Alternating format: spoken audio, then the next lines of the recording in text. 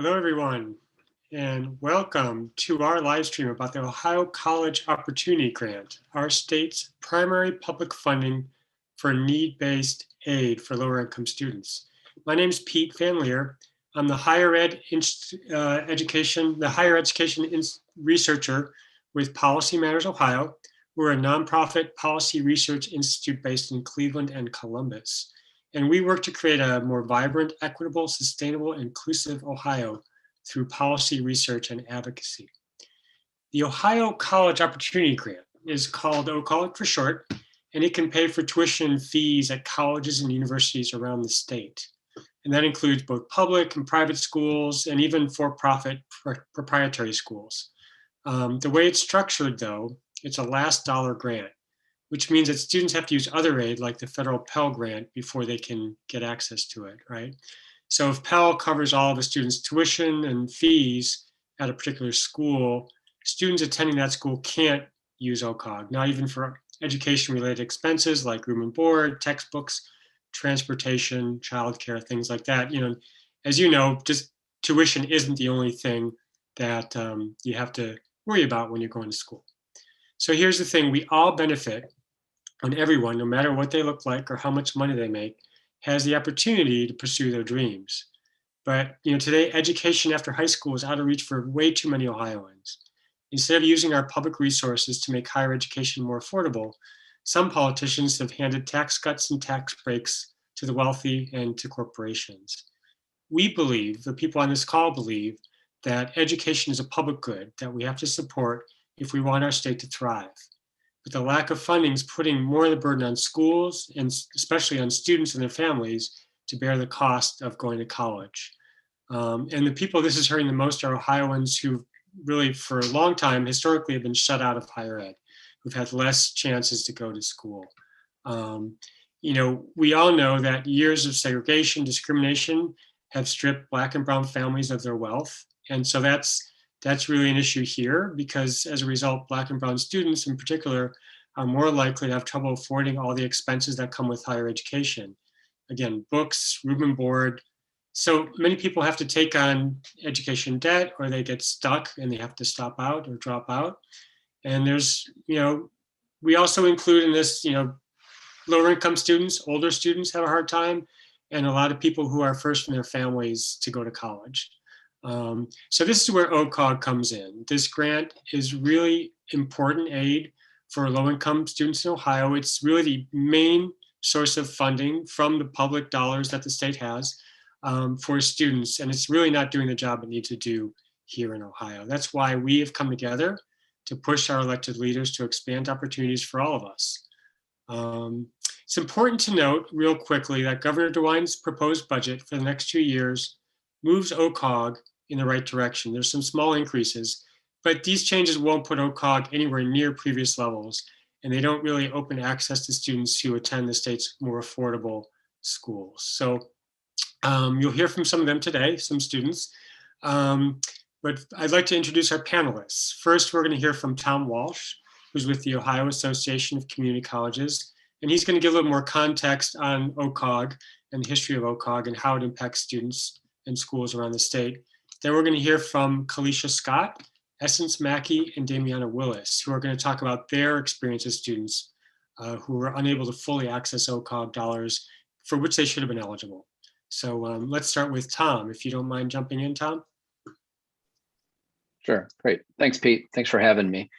I thought would be helpful just to kind of give a bit of history on the OCOG funding, kind of how we got to where we are today, just to really kind of help set the discussion up and help frame it. So, but really I want to kind of be brief just because I want to turn it over to the students' experience because I think it's, the stories that they have and the experiences that they've had on this issue really highlight why we're asking for the change that we had. So back in 2008, which was really kind of the high watermark of the OCOG financial aid program here in Ohio, where the funding was at about $225 million a year annually. At that time, for those of you who remember, the Great Recession hit and state revenues just absolutely plummeted. And so it was at that time when the state's financial aid program kind of was really cut drastically from about the $225 million a year funding to roughly, I think it was about $68 million. It was somewhere around $70 million a year. So, I mean, it just took an absolutely, it was just absolutely hammered. But at that time, really as kind of an effort to try to stretch the dollars as far out as they possibly could, the state really made two significant changes to the OCOG program, which, quite frankly, we are still feeling the effects of today. The first was moved OCOG to Pell first, meaning that the student's federal financial aid had to be applied first. So, we had to use Pell, and any other federal financial aid programs had to be kicked in first. And then once those were all exhausted, then OCOG could be made available to the students. And the other piece that they added, the second part, was really kind of limited the allowable uses for what the OCOG program could be used for, to just tuition and fees. And so really, as a result of those two changes, low-income students at our community colleges, regional campuses, were really kind of cut off of receiving any financial aid from the program, and it's still the case today. They are still not able to receive any benefits through OCOG. But it's also had an impact particularly because of the tuition requirement that you can only use the program for tuition and fees. It's also limited the students who are attending other lower cost, more open access type universities. So Central State, Shawnee State University, those students do not receive the full OCOG award amount. And so to give you an idea of how the program is structured today, if you are a student, essentially if you're a Pell eligible student attending a private four-year institution, your maximum award is about $3,500. If you are attending a public four-year institution at the main campus, you are eligible to receive a $2,000 a year OCOG award. Students at Shawnee State, I think, are a little bit under that, maybe about $1,600, $1,700. OCOG students, it varies depending on where they are because of the interplay with some of the four-year guarantees, but Central State students range from their OCOG award amounts range from anywhere from about $250 to I think roughly $650. So you can see the disparity. And then if you're a student at a community college, you're receiving nothing. So you can see the disparity in how the award amounts are distributed out as a result of the interplay with the tuition and the program itself. So we know, obviously, I don't need to tell particularly any of our other panelists that, the total cost of attendance goes well beyond just the price of tuition, right? And that's partly why, Pell and other financial aid programs look at, a much broader look at use of the definition of a total cost of attendance, right? We know that to attend college, there's other costs like textbooks, educational materials, housing, transportation costs for many, childcare costs of food. And that's really kind of why, for years, ever since community colleges got kind of kicked out of the program, we have been fighting to try to get students back into OCOG, because we know how critical it is for, the lower income students and our families. Specific to community colleges, I'll tell you, we educate a majority of the African-American college students in the state. The majority of older working adult students in the state is first generation students and part-time students. And Pete, as you alluded to, those are all students that, trying to better their lives. And unfortunately, depending on which type of institution they're going to and attending, they're not able to receive any state financial aid. And because of this, we just think that it's kind of unfairly treats students that are going to the more affordable option. There was a recent study from the Association of Community College Trustees that they put out that had, indicated that the unmet need of community college students after Pell is about $3,500. And we know that the OCOG change back in 2008 and 2009 had an impact on our students just then. We saw it almost immediately. So that first year after students lost OCOG, we saw a spike in the number of students had to take out loans. We saw a big increase in the overall loan amounts that they had to take out. And unfortunately, a few years after that, we saw higher debt and higher default rates for those students, right? So it's that domino effect that we know exists out there. And so what we have, community colleges as a sector, and really universities have figured this out too, is that, we need to better understand the connection that student finances and student success play together. They cannot be, they have to be tightly ground together, or else we're going to continue to have additional generations of students being left behind because they just simply can't afford to continue and earn their associate's degree or their bachelor's degree or even their credential or certificate. We know that there's been numerous studies that have showed, at least for community colleges, the majority of the students, when they drop out, it's not because of academics. It's because they just simply can't afford it. And so recently, OACC collaborated with Trellis, which is a kind of a higher education policy firm. They did a survey. This was pre-COVID, but they did a survey of community college students across the state. And the numbers were just staggering. As a financial wellness survey, the numbers were just staggering. And that 52% of the students had indicated they were completely broke at least 3 times during the year. They had completely ran out of money at least 3 times in that year. More than half of them had shown signs of housing or food insecurity. 57% of the students had indicated that they were forced to take out student loans, more student loans than they had originally intended or hoped for, right? So we know that that's increased for them to stay in. It was requiring them to have to take out higher debt load. And then, more than almost 60% of the students said, if I had a bill today, an unexpected bill of $500 or more, I would be forced to drop out, right? So the financial barriers are just huge, which leads to the success barriers. And so that's really why we have been kind of having this discussion for the last several years to try to change this policy.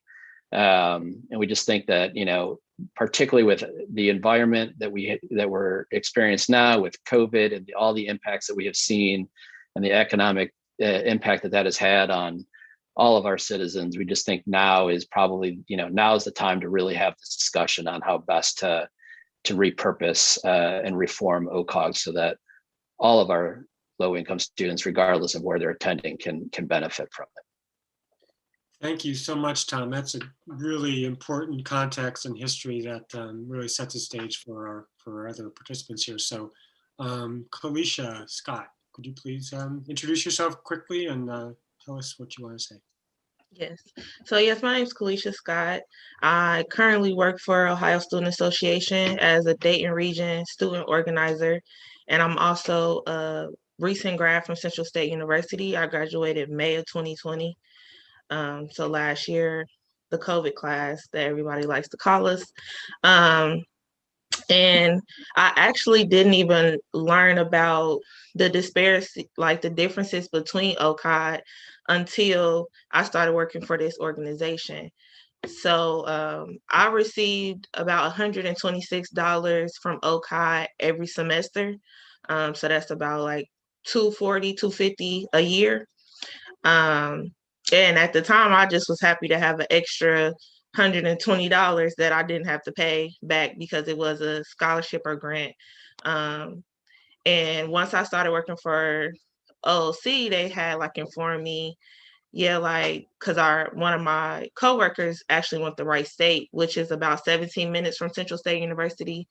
And he was like, "You only received $120 some dollars. I received $2,000." And I was like, "Huh?" So then that's when I started doing more research and found out it was basically off of your tuition. Anybody knows Central State is the most affordable university in the state of Ohio currently. Our tuition ranges between $18,000 to $19,000 a year, and that's including out-of-state students as well. So nobody at Central State pays more than that. But it's just kind of like when you're looking at those types of numbers, and it is reasonable. But then you look at Wright State, that's only like 25 a year. So it's like y'all cost about 5,000 more than us, and you're receiving twice as much as what we get back in a grant. And for me personally, my first 2 years I did live on campus, but my junior year I couldn't afford to. It just was costing too much. So I did opt to move off of campus and get an apartment. So my tuition was even lower, so I got even less. And back from OCOG, I think my last 2 years I got about $50 a semester because I only was paying for tuition and fees, which to give you a ballpark, tuition is only $3,000 a semester for in-state students. So of course, like, not only did the OCOG get lower, my financial aid Pell Grant was lower since I didn't owe as much money. So if I could have received $2,000 from OCOG, that would have been a difference of me owing $15,000 leaving out of Central State compared to what I owe. I owe about $32,000 now. And in the great scheme of things, it's very reasonable compared to the people that I graduated with that went to those bigger universities. But it's still $32,000. Like, the home I want to purchase costs $35,000. So it's like, just looking at like, I could buy a home, I could buy a car with that type of money. And that's something that I have to like pay back, that it really could have been avoided with these different type of programs. And also that $2,000 could have helped with like paying bills. My junior and senior year, I struggled throughout the entire year to try to pay my rent. Thank God my mom was able to help me. I was fortunate enough to have that, but it was still difficult to be 20 some years old and I'm calling my mom to pay my bills. Like, that's just not nothing that anybody has to do. Or days where I was lucky because I had friends that worked in the WOW. If y'all don't know what that is, that's like our after hours food at Central State. So they would give me free food, or, my friends might cook and let me get something. So it was very difficult those 2 years. I have never been in a situation to where I was without money. I had times where I had 3 cents in my account for like 2 months and was making it. Or I was stretching $20 for 2 months because I had to just figure it out. So it definitely makes a difference. And I know so many people that has this story that's at Central State that live off the yard because they can't afford room and board, but still struggling to try to pay their rent, to try to pay their bills, just so they have somewhere to sleep at night. So definitely changing that dynamic of how that money is allocated, because most people that go to affordable colleges are low income students because we don't want to be in thousands and thousands of dollars in debt when we leave college, but also want to have that opportunity to advance our education. So this definitely something that could change a lot of people's lives that go to Central State. Like he mentioned, Shawnee, St. Clair, that's just the name of Dayton regions, that would stop them from having to be living paycheck to paycheck or working 60 hours a week and going to school full time because you have to make ends meet. Those types of things, you can just focus on school. That's all. But thank you. Thank you so much, Kalisha, for sharing that. And I think one of the points you raised there at the end is like back, a lot of people remember when they went to school and they could pay their way through school, and that's just really not possible anymore. And I think a lot of people still think that if you work hard and you have a job and get yourself through school, but it's really out of reach for so many people, and working isn't the answer. Essence Mackey, you are currently a student at Central State, if you'd like to jump in. Yes, so hi, my name is Essence Mackey. My story is a little bit different from Kalisha's. I'm an out-of-state student, but I serve as a resident advisor on my campus, so I get to interact with a lot of students and hear their stories. Like Kalisha was speaking on moving off campus and students having to move off campus because they can't afford campus housing. Unfortunately for our freshmen, a lot of times if you don't live like within so many miles, you can't live off campus. So that does cause us to lose a lot of our freshman class. I know, especially for my class, I came in 2018. Our freshman year, we were the largest class with about 1,000 students. After first semester, we had 500. I think we barely maybe have 300 now at this point. And that's just due to a lot of students not having those support systems at home or people who can help them pay for college. So a lot of students are working and paying for college out of their own pockets, but that can be very stressful, especially dealing with other costs besides just your tuition. When you're a freshman, you're having to pay for your room and board. That makes up the bulk of the tuition here at Central State. So that can be very hectic. On top of, a lot of times, students can't really find a job or they don't have a car to get to work and things like that. So I do feel that OCOG could help assist students with, just having a little extra in their pockets to get by. I actually had a friend of mine who had to drop out simply because she wasn't, getting as much aid as she possibly could have gotten. She didn't have anyone at home helping her pay for school. She was struggling because obviously with being in the STEM department, that can be a little bit stressful, depending on your major, things like that.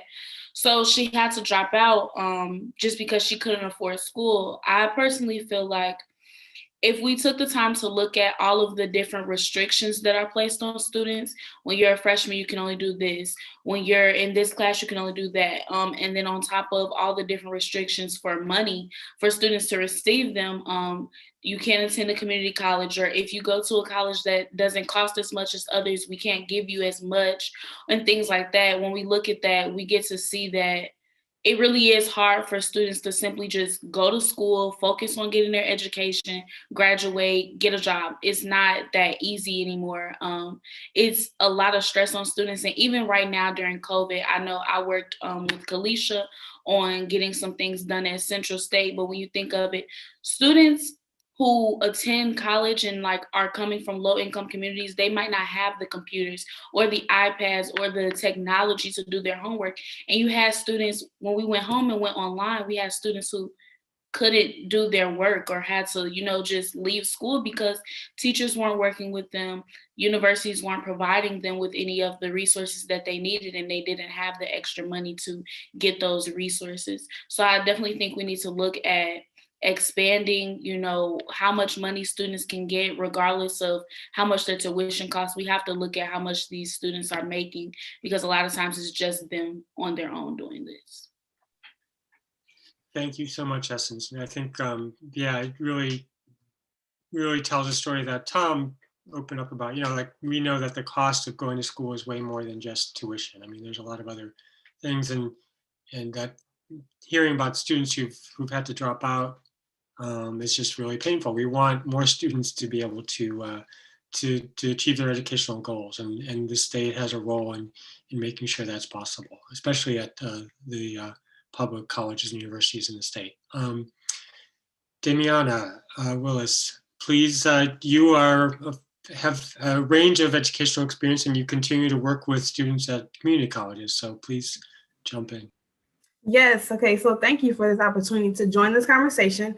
My name is Danielle Willis. I'm a Say Yes coach at Tri-C West, the Parma location. And so I've been on all different sides of the fence. I've been on the fence with helping the seniors excited, pumped, scholarships, grants, getting ready to go off to Central State and to different schools. And I've also been on the side where students are saying, Miss Willis, I need to drop out because I have to choose between feeding my little sister and going to class. And so I've been on those different areas with students, and I've also been that student myself.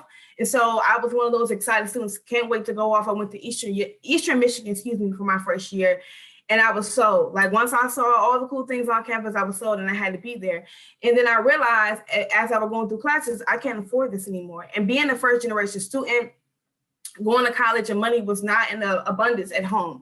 And so the idea was okay, I'm going to work, as Tom mentioned, I'm going to work to pay for school. And I realized that I could not do that. And as Essence shared as well, I couldn't find a job. I didn't have a car to get to the different jobs that was off campus. And so it was really about, okay, now I'm going to go home. And so I decided to go home back to Tri-C, where I received my 2-year degree. And during my time at Tri-C, as Kalisha expressed as well, it was a struggle. And so I was going to class, knowing what I had to do, and I ended up becoming pregnant with a child. I became pregnant. And so it was like, man, now I really have to figure out a plan. I really got to finish, but I also have to figure out how to prepare myself, not just as a student, because I want to have a degree and do what's best for my child, but also as a mother. And so I was going to class, but I also had to get a home because I was no longer, back in my home anymore. After I came back from Eastern, I had to figure out where I was going to live. And so I had to get a home. I had to figure out how to get baby clothes and all the different necessities I needed to prepare for this child that I was getting ready to receive. And I also had to figure out how to get up at 8 a.m. and go to class. And so it was a lot of different struggles that I was facing with needing that OCOG would have been a blessing and a benefit to me to prepare myself. I worked 2 jobs. I worked during the day and then I worked a 3rd shift job. And so as I was trying to prepare for this child, I was also working, and I will remember being in the lunchroom, the break room at my overnight job, doing my homework. And so it was like, I had to finish. That was my goal. My goal was to get this degree because I felt it was going to prepare me to be in a better position for my child. But I had to get the money because I did not receive the OCOG grant in order to pay for my classes and keep moving forward and prepare and buy clothes and different things to get ready for this child that was on its way. And so I made it, and I waddled across the stage to get my degree at Tri-C, but it's a lot of students who do not make it. And so I'm on that fence now with the Tri-C students where I'm trying to empower them and encourage them to stay in school. And everybody's working at Amazon right now, and everybody's pushing these hours and trying to get these money so they can survive and they can provide. And a lot of times, I don't pass judgment when they come to me and say, I no longer can do it anymore. I know I want to be a vet. I know I want to go off to school, but I can't afford to. And I know that COVID definitely was a huge wave. A lot of our students stopped going to class or just took some time off because they had to feed their families. And so not only they had to take care of themselves, they had to worry about their siblings that also needed clothes and food and different things of that sort. And so after I got my degree from Tri-C, I was blessed to go off to Cleveland State and receive another degree. But like I said, my story is probably one of many who do not have the opportunity to do that, who do not have the drive. And I had kind of like a motivation because I had a child to keep going. But there's so many students who don't have that. And money is the biggest issue. Tom mentioned a lot of them are dropping out. Every day I'm getting an email or a text encouraging students, stay in there, you can do it.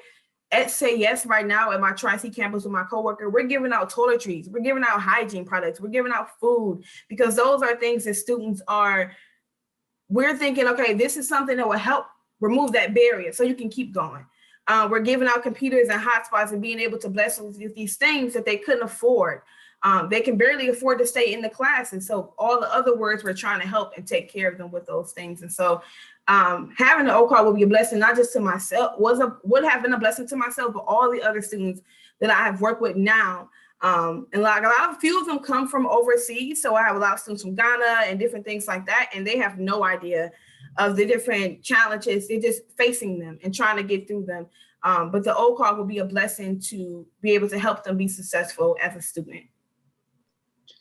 Well, thank you for sharing that powerful, your experience both now in your work and as a student. I think it just made me think, Tom mentioned the survey they did of students who couldn't afford $500 or more, but I think what we're hearing is like even $500 or less, there's a lot of people who like $20, $50, $100 is something that could cause them to have to stop out of school, or just creates a lot of stress trying to figure out to work extra hours to make ends meet, whether or not, whatever your family situation might be. So I think it's just the theme really is that this expanding OCOG and allowing more students in Ohio to access it at our public colleges, especially would really make a big difference for a lot of people. That's clear. We're going to take some questions. We're going to talk a little bit about some of the solutions, and I'll check in with Tom about that in a minute. But we also want to make sure if you have questions, if you're on Zoom, you can put them in the Q&A. I think we have somebody monitoring the live stream too, so you can put them. You can, if you're on Facebook watching this or somewhere else, you can hopefully put it in the chat there, so that someone can relay that question to us. We do have a question I'm just going to take right now. It says, what are the arguments for and against allowing OCOG dollars to be spent at private colleges and universities? Shouldn't the focus on affordability be at public institutions? And I would agree. I would agree that the focus should be on public institutions. I mean, the vast majority of students in Ohio, I think it's like 75%, attend public college or university. And that really should be where our money, our public dollars, our public resources should be focused. I don't know, Tom, if you have thoughts about the private versus public. My big question is around the for-profit private schools.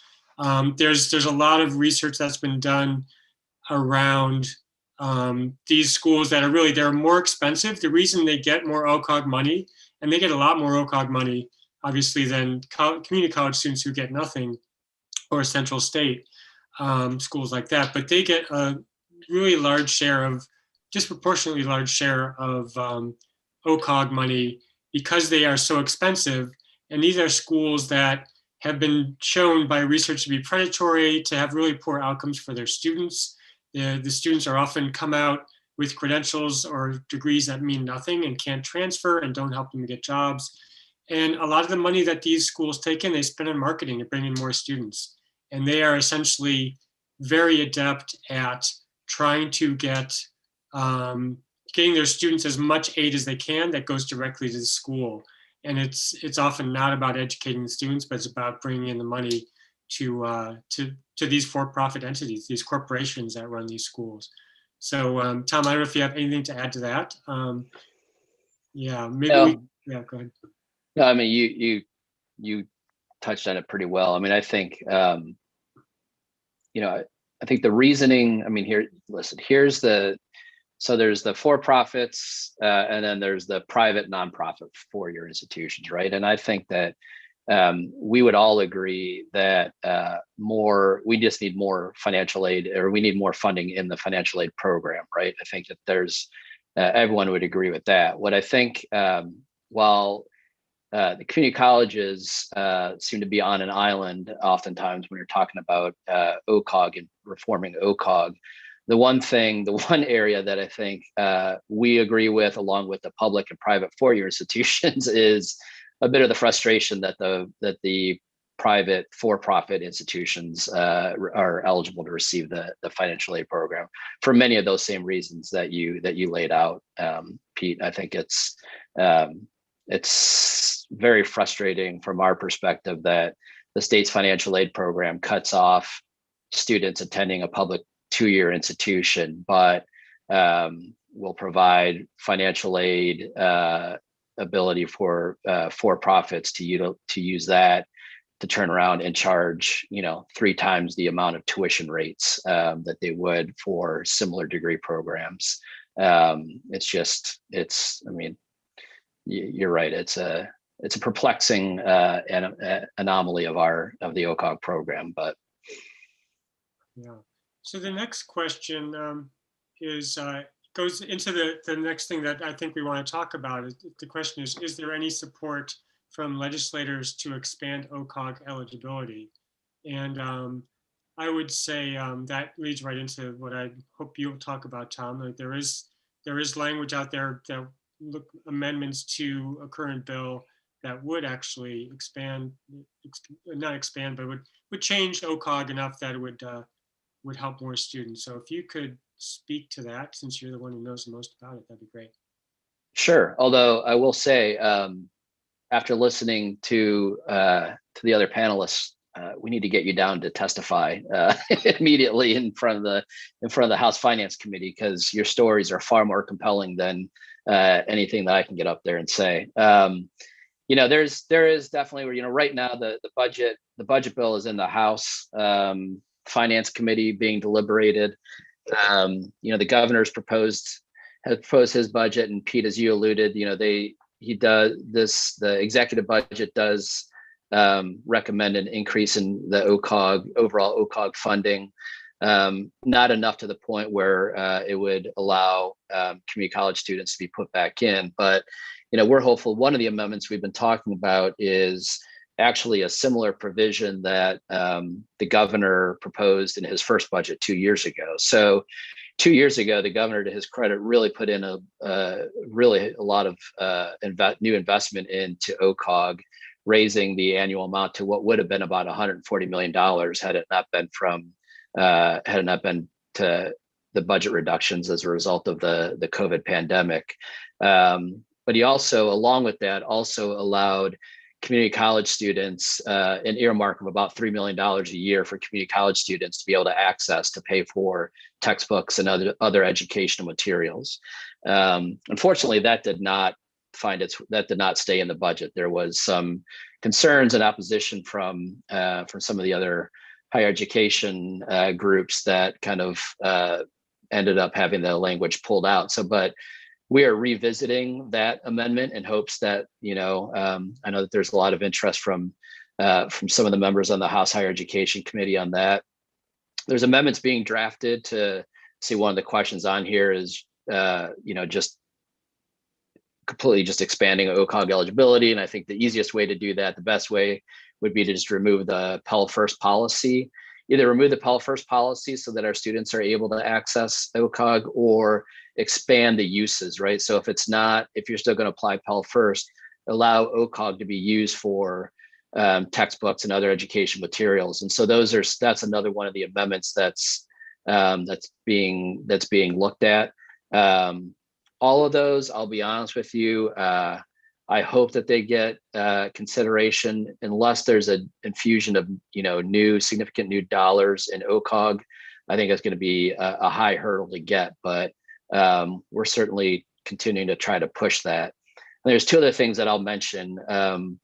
One is another amendment that we've been talking with that seems to be getting pretty strong bipartisan support is this idea around the OCOG study committee. I know study committees don't always equate to victory, but in my view, it probably would. I mean, we've been having this same discussion. This is like the movie Groundhog's Day, right? Where I wake up every morning having experiencing the same day. And it's every budget we have the same fight of allowing community college students back into the OCOG program. And yet, for various variety of reasons, we just can't get there. And OCOG, quite frankly, is a program that there's very little data that's collected on it. We don't know who's utilizing it. We don't know the demographic of the students that are eligible for it or that are receiving it. We don't know what's happening in terms of student success, and are those students succeeding and completing. I mean, so there's a whole slew of things that we feel if we could take this conversation outside of the budget process and really have an opportunity for legislators, financial aid experts, both within the state and nationally, students to have a voice, to come around the table and better understand what are the needs and how can we better align the state's financial aid program to kind of meet those needs of the students. We think could really help set up for some real reform down the road. And then the last idea I will throw out there, and this really, as I was listening to Damiana's story, this is something that I think would benefit someone in her position, right? So we know that a lot of students that started at community college start with us because we're the affordable option, but they ultimately want a bachelor's degree. And so what we have a number of our students that want to transfer on to a university. And so we are thinking, well, why could the state maybe use OCOG to incentivize those students to take that pathway? And so one of the proposals that's out there that seems to be getting some pretty good bipartisan support on this one is to create what we are calling kind of an OCOG incentive. So student starts at the community college, earns their associate's degree, and then transfers on to the university, would get a bonus through OCOG. So they would get, $500, $1,000, or $2,000. I think that level is still kind of up in the air. But for years 3 and 4. So it wouldn't directly benefit the students while they're at the community college, but it would kind of serve as a completion incentive for those students once they've transferred on to the university, and provide additional resources for those students that are going on to get their bachelor's degree. So that is one amendment idea out there that seems to really have some true reform to it that is getting at least some serious consideration. Great, thank you, Tom. Does anybody else have anything to add to that, sort of like the policies that the changes that Tom is talking about, and how that, what your perspective is on that? I mean, you've lived through it in different ways, and I know Kalisha, for example, you're focused to some degree on some of the organizing students and bringing their voices up. So do you have anything to add to that?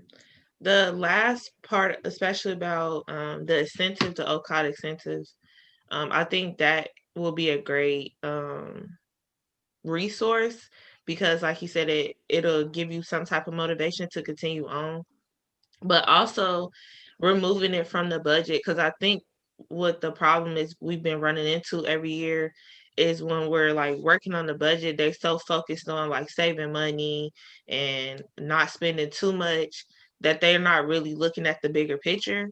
And everybody know across the nation, every education is always cut first. And for our governor to have this incentive to where he wants 65% of our adults to be having credentials, whether that's a bachelor's degree or a certificate, whatever the case may be, I really think it needs to be something that's taken serious, because we have for the past, since 2000s, have been declining with support of education, especially higher education.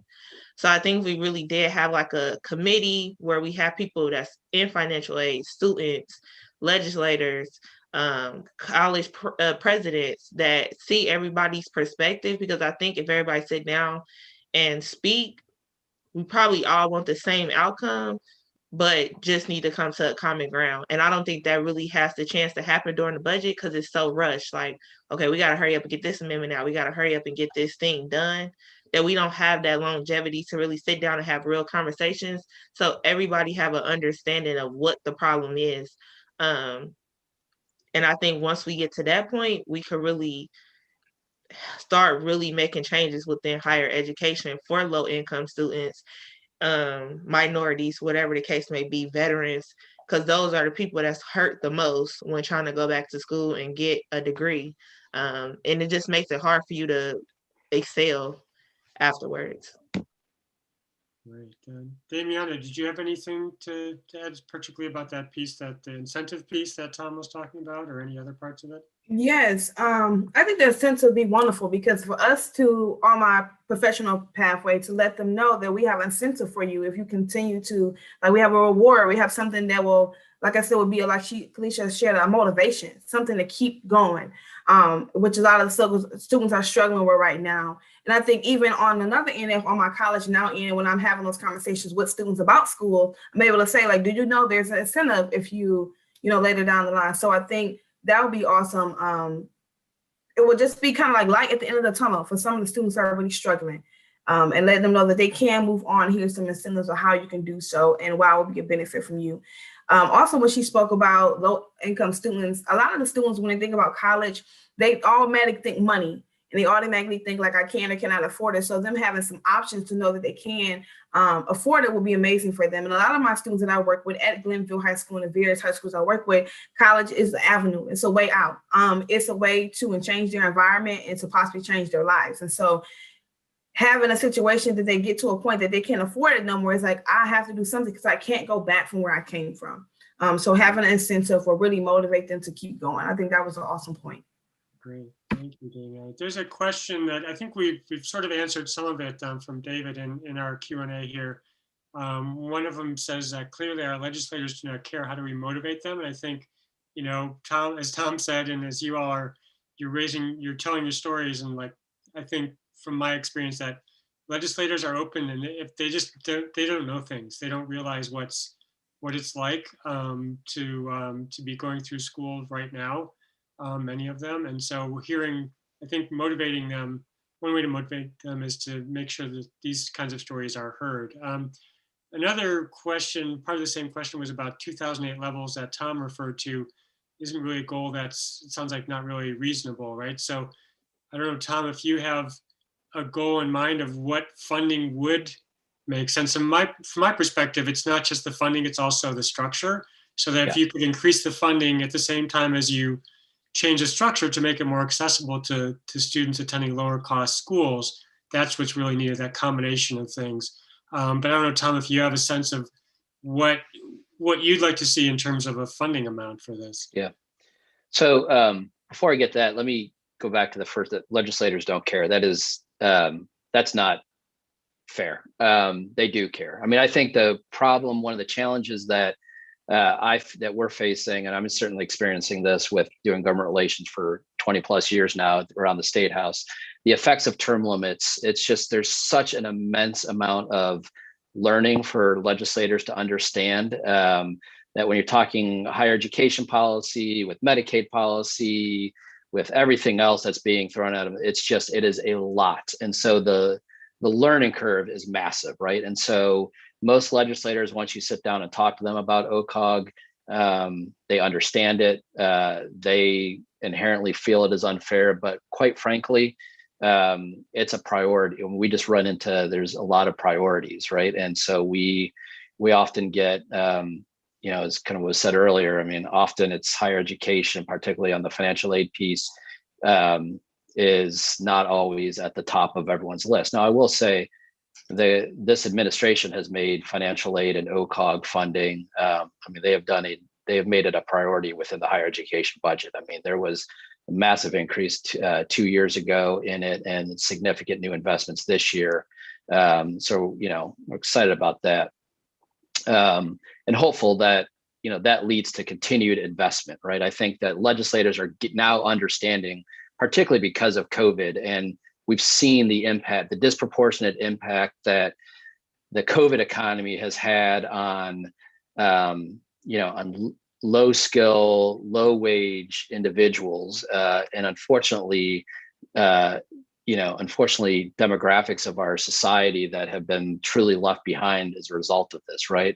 African-American community, a lot in the rural areas have just been absolutely decimated by this. And that is playing out in our colleges as well. If you look at our enrollment numbers, unfortunately, we have seen a massive drop in low-income students, both at community colleges and at the universities. We're also seeing an alarming rate, a drop in African-American male students that are attending community colleges. Nationwide, you're looking at 15, 20% drop in enrollment. White rural male students, right? And so I think that is now starting to drive home from legislators on both sides of the aisle that we are not going to get to that 65% attainment rate that Kalisha talked about unless we take a real look at the affordability aspect. And OCOG is a major piece of that. Pete, to answer your other question, I don't know what enough is. I mean, I would love to get back to the $225 million. I think the question that we need to pose is really to some of the other sectors of what is enough for, like, we would never advocate to cut current students, right? I am not ever going to go into an office and say, you should cut an OCOG recipient's award amount at a public or private four-year institution so that our students can get back in. But what I don't know is, what is that funding level that our students can get back into OCOG so that we're not seeing that drop, we're not cutting award recipient amounts for current recipients, because, a student in need is a student in need, right? But the question is it smart state policy to disincentivize students that are going to low income students? To low income or low tuition institutions. That's the bigger question. And to be honest with you, I've not heard that answer other than let's just get back to the $225 million. At some point, there is a funding threshold where our students can get back into the program without having a detrimental effect on what the current OCOG recipients are receiving at the universities.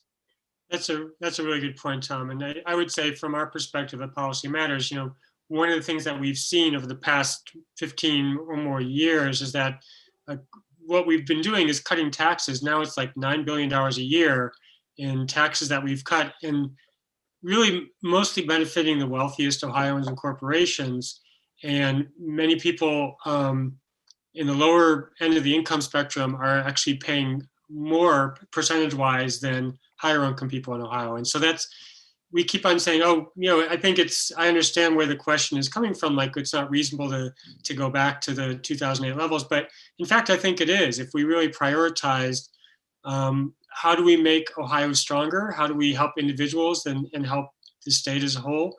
We look at raising revenue to support things like OCOG, so that people who've told their stories on this call, like, those things don't have to happen. We can really support more people. We can really help everybody here if we just do what we need to do in terms of not just cutting taxes because we think people don't want to pay taxes. If we don't pay taxes, this is where we end up, and we need to think strongly about how do we raise the revenue we need. So there is a question in the chat about the Community College Acceleration Program, which is beyond my knowledge, but it is, could funding and expanding the CCAP and the supports and support that program, could that and the supports that program provides, could that help? So Tom, I assume you know more about. I guess that's from me, yeah. So the CCAP program was actually, Governor DeWine proposed it 2 years ago. It was really something that Chancellor Gardner and then Director Hall at ODGFS kind of really supported. And what it is it allows us, and Pete, this actually, I'll throw a shout out to Policy Matters. This is actually an idea OACC got involved in through using SNAP E&T dollars to help provide some of these additional wraparound services for these for SNAP eligible students and low income students. And so we have, so because of the language in the budget 2 years ago, we have started the CCAP program, which is really aimed at helping provide wraparound services for students such as childcare, food eligibility, or food assistance, housing assistance, but also things like helping to pay for tuition, in textbooks, transportation costs, et cetera. And we know that these programs have tremendous benefits in terms of student success and student completion, like more than doubled our completion rates at what we've seen, but they're really expensive programs. And so CCAP actually helps, like using SNAP employment and training dollars allows for like a 50% match or 50% reimbursement. So for every dollar we spend, we get 50 cents back from through SNAP from the federal government. So we have 5 pilot colleges that are doing this. Our hope is that we can expand it out to all of the community colleges at some point. I don't know where ODGFS is in terms of the capacity and whether, and the ability to expand it out.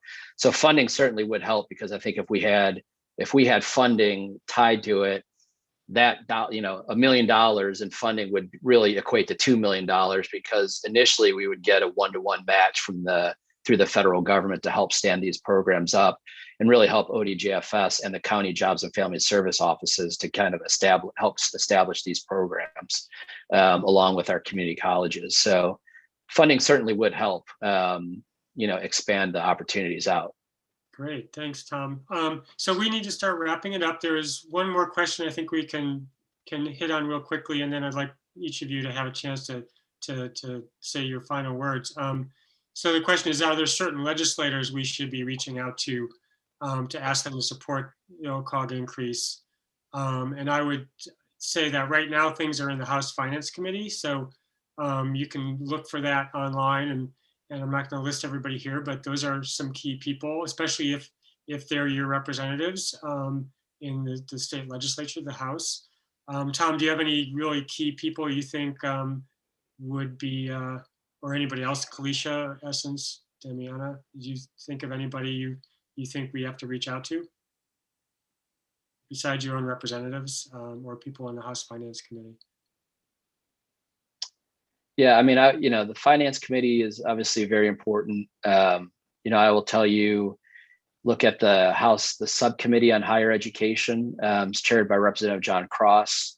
The other members of that, so Representative Stephanie House in the Cleveland area is the ranking minority member, so she would be very important to talk to. Representative Jarrell's out of Columbus, He's the other Democrat member on the committee, has been both House and Jarrell's and Cross, I know, have been having conversations on doing something with OCOG. So we're pretty excited about that. So I think the more that they can hear from all of you on the importance of it, I think the better.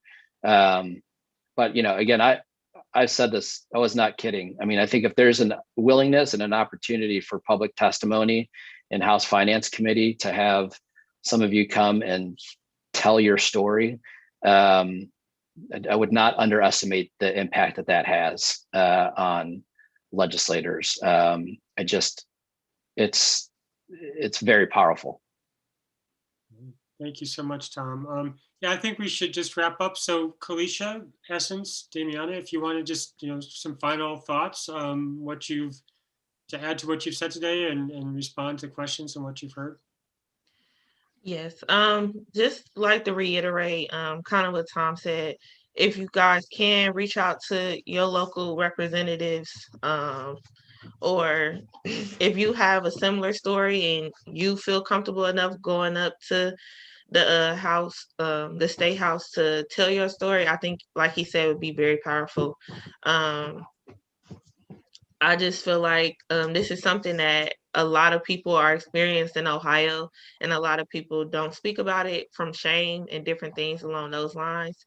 So the more people that can come out and share their story and, come in support of students that's in college currently, I think that would be great. Because we all, at the end of the day, just want to come to the common ground and have everybody be on the same playing field. So just thank you for being on the call. Thank you. Essence, would you like to add anything? Yes, to also speak to what Kalisha said, even if you yourself don't have a story, just sharing this information that you gained today, sharing it with other students, because there may be students like myself who didn't even know, that there were funds out there and they might be struggling right now. So just spread the word, let people know, and even refer people back to us to, help out with what we have going on. Damiana, final words. Yes, I was going to say thank you for the opportunity to be a part of the conversation. It's an important conversation. And just thank you for the work that is continuing to happen. I know Tom said he feels like the groundhog. Keep waking up and hearing the same thing, but I'm just thankful for the, just that even the conversations to be happening. Because like I said, I have so many students that I'm really holding their hand and like empowering them and pushing them to finish. Despite their financial barriers. And so if I have to gather their stories up, write letters or whatever that looks like for them and for us, I don't mind helping with that. So thank you so much. All right.